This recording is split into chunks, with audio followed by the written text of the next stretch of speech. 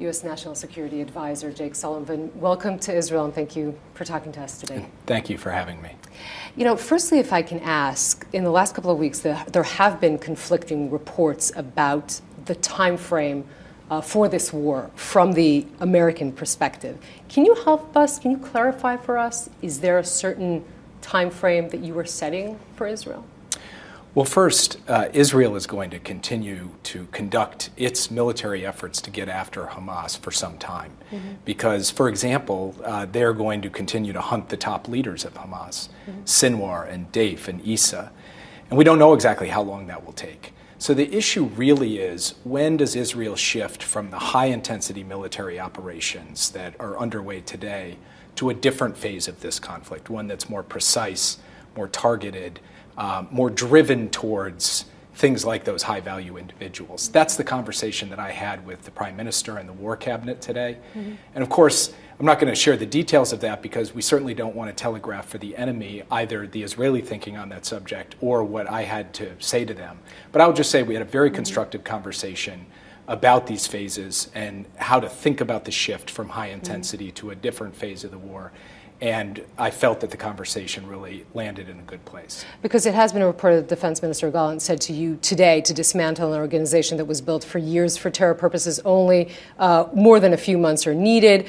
We've also been reporting, especially in our network, that Israel is indeed talking about the high-intensity warfare to continue for, until the end of January, and then something of a continuous security presence in the Gaza Strip that may, last for throughout 2024. Is that something that the United States is in agreement with Israel? Well, what I heard Minister Gallant say today was that the fight against Hamas will go on for months, and against any terrorist group that continues to have leaders who were the authors of the worst massacre of the Jewish people since the Holocaust, it's going to take time until those leaders are found and dealt with.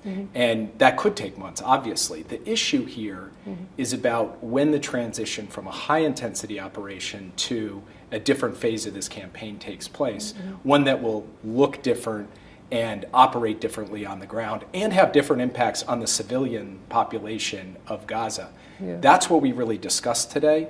And, I've read in the newspaper different accounts of days, weeks, months, etc. All I will say is we had an intense, detailed conversation on this transition, and I can't share publicly the details of that because, again, if I were to lay out for you either what I think the Israelis are thinking right now or what I'm thinking right now, that would just give fodder to the enemy to be able to plan against. Right, which is definitely not what we want to do. But I am asking about this because obviously you met with the War Cabinet and the ministers to the extent that I can represent the Israeli public. I think the concern, and of course I think the gratitude for the support of this administration, of the Biden administration notwithstanding, beside that gratitude, there's also concern that at some point the United States will say enough. At some point they will push the brakes or pull out a stop sign. What you're saying is there won't be that kind of moment? What I'm saying is I'm not here to lecture or dictate. Israel is a friend and a partner. We sit down and we consult and we talk as friends.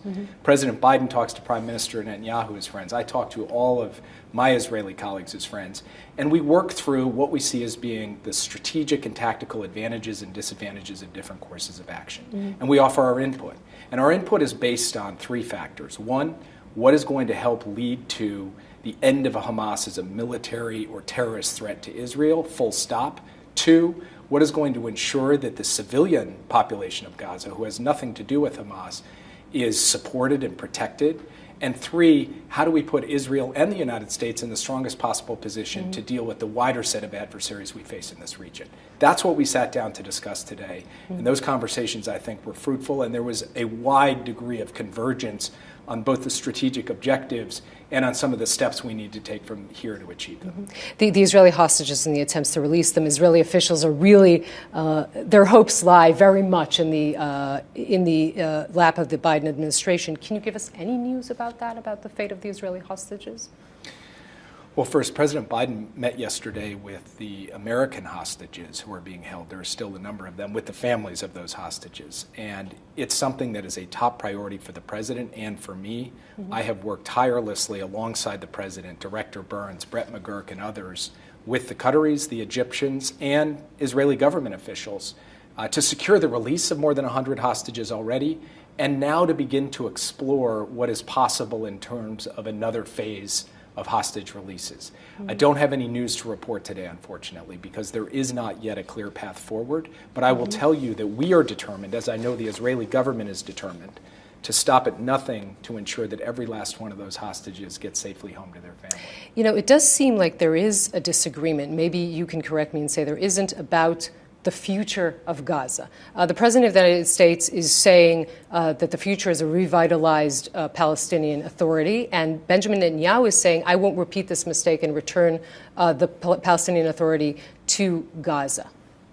That doesn't add up together. That does sound like a disagreement. Well, look, I can't obviously speak for the Prime Minister. What I can do is, on behalf of President Biden, lay out how we look at this issue. The way we look at it is that ultimately governance of the West Bank and Gaza needs to be connected, and it needs to be connected under a revamped and revitalized Palestinian Authority. What does that mean exactly? Well, that's a good question, and that's something that requires intensive consultations with the Palestinians first, as well as with the Israeli government. But it will require a reform. It will require an updating of how the Palestinian Authority approaches governance.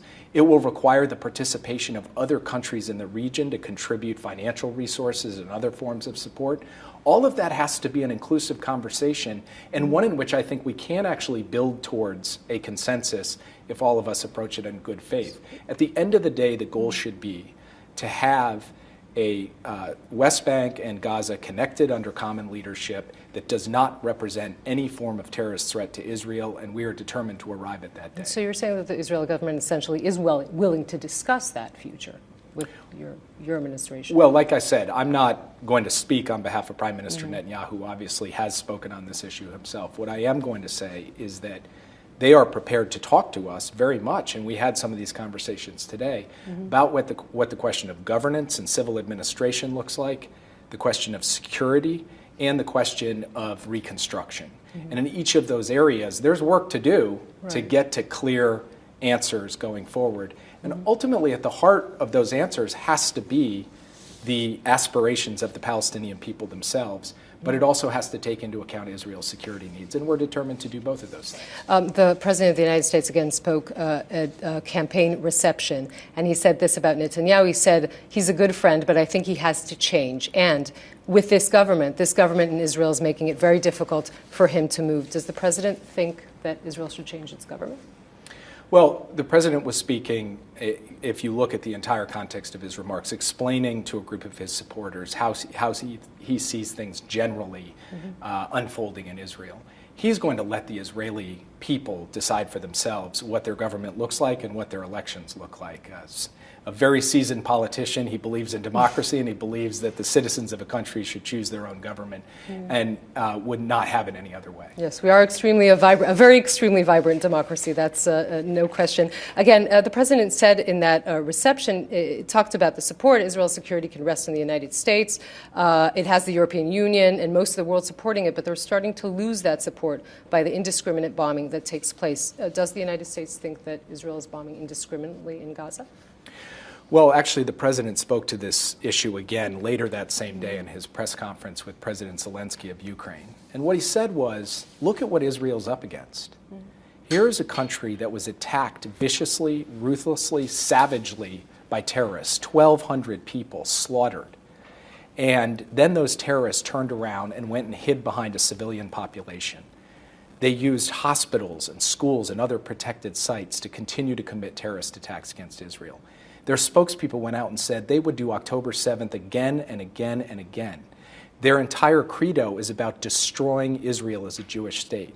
That's what Israel's up against, and so they need to operate in a way against a foe that is entrenched among a civilian population, using citizens as human shields, and somehow Israel has to navigate that to destroy that terrorist threat.